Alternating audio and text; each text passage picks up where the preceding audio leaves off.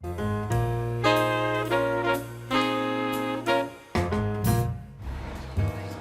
whole vision of this place was to be a neighborhood restaurant, but it was to also create somewhere that was reasonably priced but very good quality food.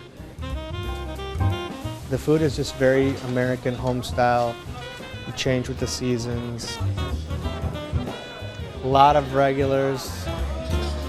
We get a lot of North Shore people. This is like kind of a perfect meeting point. A lot of restaurants you go into these days in Chicago, it's not Chicago to me. It's LA or Miami or this or that.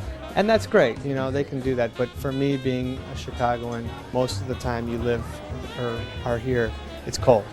So you always want to come into a place that's warm, earth tony type colors.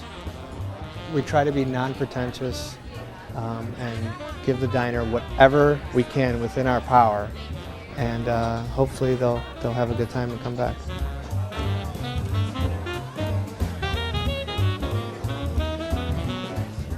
So Jen, you say that Magnolia is a fabulous reason to go to Uptown. Tell us why you chose it. As corny as it sounds, it's really a gem in that neighborhood. The neighborhood has changed substantially over the years, but it's really outstanding food, and it's not something you would expect, the quality of that food in such a small place in the neighborhood. It is one of my favorite places to go because every time I go, there's different choices. Everyone I've taken there, they've been really pleasantly surprised. It's comfortable. It is very inviting, very warm, and the people working there really do a nice job for their clientele.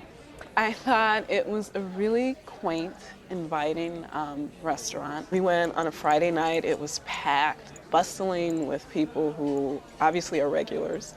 I don't eat red meat or shellfish, so the menu was kind of limited for me. So I ended up getting 2 appetizers, the smoked chicken quesadillas and the beet salad. And you know, it was okay. I thought that the prices were a little bit high for the portions. The prices can seem a little high, but I think the portions are very large, where I don't consider it an expensive place to go. My wife had the beet salad that you mentioned, and I thought it was huge. I thought it was an entree. And I just thought that the place was so charming.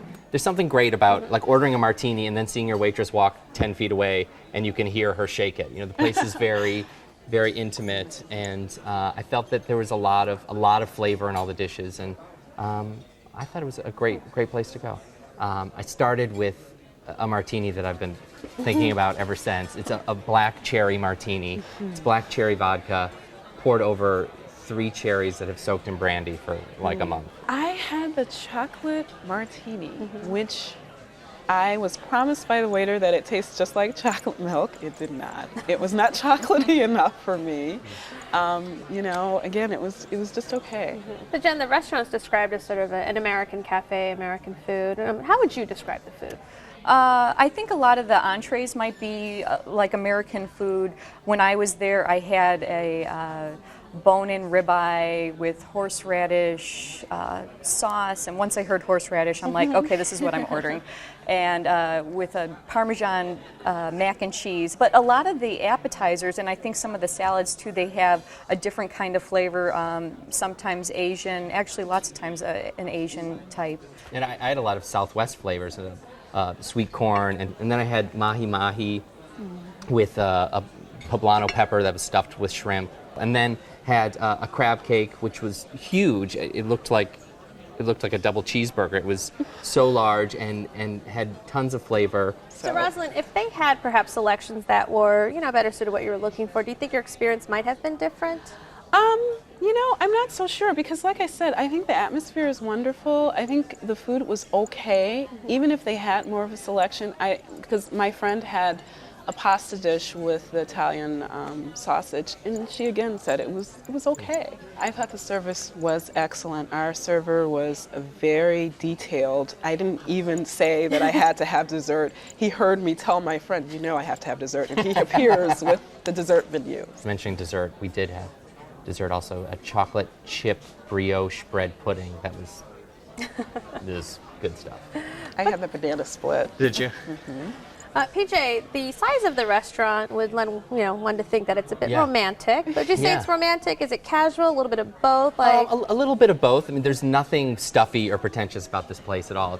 It's I think, a terrific place to go on a date. On a date. Lots of dates when we were there. Now, Jen, you've been a resident of Uptown for 10 years. Tell us about how the neighborhood has just changed. I think when Magnolia first came, it wasn't getting necessarily the business it deserved, because I think people were, I hate to say it, afraid to come into the neighborhood. Now people aren't that way at all anymore. I think the great thing about Uptown is there's so many different types of people all living together, and it just makes it really interesting. All right, Jen, Magnolia Cafe was your selection. Give us a summary. I think it's an interesting slice of American food with a lot of different influences, outstanding service, and a very comfortable and romantic location. Roz? I think it's nice, inviting, quiet, semi-quiet place to go with nice atmosphere. PJ? Great date place, a lot of character. Try the black cherry martini. Well, you can decide for yourself at Magnolia Cafe, 1224 West Wilson Avenue, 773-728-8785. For dinner Tuesday through Saturday, and for brunch and dinner on Sunday. Limited reservations are accepted, and the average tab per person without drinks is $35.